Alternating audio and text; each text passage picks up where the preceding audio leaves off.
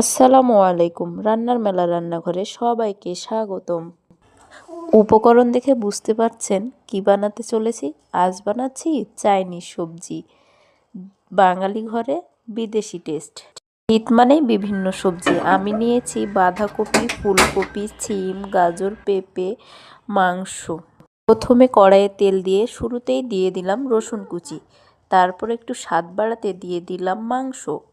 দিয়ে দিলাম লবণ। তারপরে নেড়ে চেড়ে একে একে হাজির করলাম বাঁধাকপি, ফুলকপি, সিম, গাজর ও পেঁপে।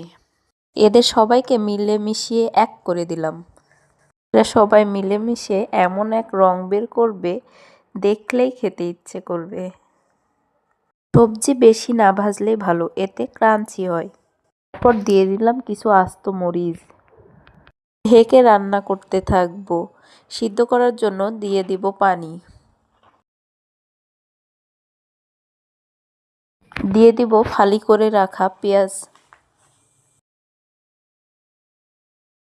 সবশেষে বাঁধাকপি সবজি অ্যাড করলাম।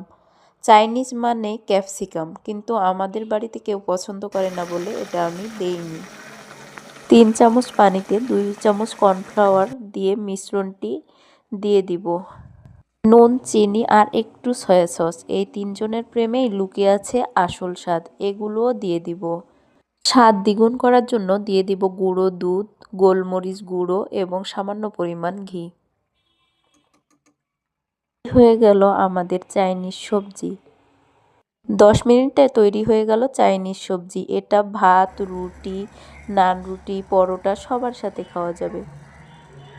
ভালো লাগলে লাইক, কমেন্ট, সাবস্ক্রাইব করবেন। আল্লাহ হাফেজ।